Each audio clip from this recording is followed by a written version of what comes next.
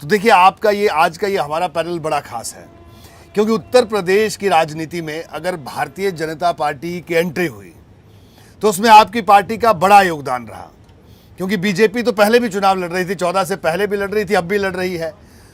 तो इसीलिए हम आप दोनों यहाँ साथ बैठे हैं। तो आपको क्या लग रहा है कि इस बार वो 14, 17 और 22 में वो करिश्मा आप दोहरा पाएंगे? आपका साथ बीजेपी को वैसी ही ऊंचाई दे पाएगा? अपना दल और भारतीय जनता पार्टी ने पिछले 3 चुनाव साथ में मिलकर लड़े हैं और आपने खुद कहा कि साथ में आने से एक बहुत बड़ा परिवर्तन भी इन तीनों चुनाव में देखने को मिला है। तो उत्तर प्रदेश की जनता ने अपना दल और भारतीय जनता पार्टी के गठबंधन को खुले दिल से स्वीकार किया है और अब तो हमारे डॉक्टर संजय निषाद जी बैठे हुए हैं साथ में, वो भी साथ में हैं। उनकी भी अपनी एक बड़ी लोकप्रियता है, उनकी ताकत है। तो हम 3 लोग अब साथ में हैं और 5 सालों में जिस तरीके से प्रधानमंत्री नरेंद्र मोदी जी के नेतृत्व में और उत्तर प्रदेश सरकार के मुखिया योगी जी के नेतृत्व में उत्तर प्रदेश की विकास यात्रा आगे बढ़ी है, मुझे लगता है कि जनता की जो अपेक्षाएं थी उस पर हम खरे उतरे हैं और एक बार फिर 2022 में हम जीत की ओर बढ़ रहे हैं। अनुप्रिया जी, लेकिन इस बार मामला अलग है। 17 में ओम प्रकाश राजभर भी आप लोगों के साथ थे, इस बार वो अलग हो गए। आपने कहा कि 2 आपके साथ हैं, यानी आप और अभी डॉक्टर साहब आपने कहा, इनका जिक्र आपने किया, लेकिन वहाँ तो 13-14 से छोटी पार्टियाँ इकट्ठा हो गई हैं। और देखिए, मैं उत्तर प्रदेश की राजनीति में छोटी पार्टियों से मेरा मतलब किसी को मैं कद की बात नहीं कर रहा हूँ, कि ऐसी पार्टियाँ जिनका जनाधार किसी क्षेत्र विशेष में है, तो उनकी ताकत को नज़रअंदाज नहीं किया जा सकता। क्या कहेंगे इस पर आप?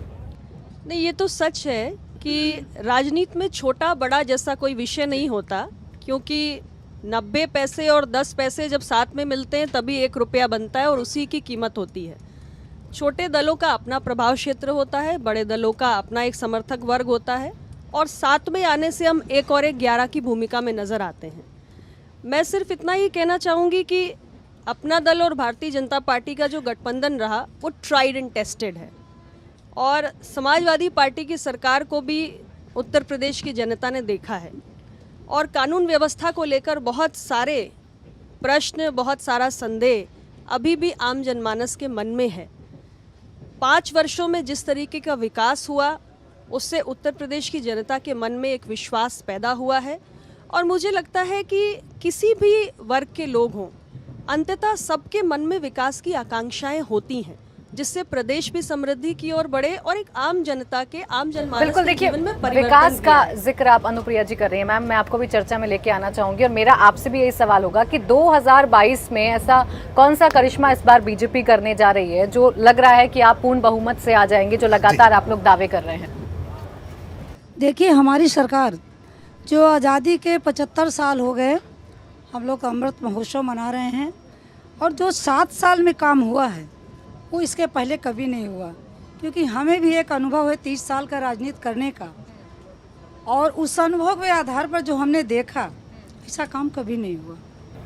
ऐसा क्या हुआ है? कोई ऐसे बड़े काम जिन्हें आप गिनाना चाहें, जनता के बीच में लेकर जाएंगे उन कामों को? बिल्कुल जाएंगे और जनता को दिख भी रहा हमारा काम जो हमारी सरकार कर रही है।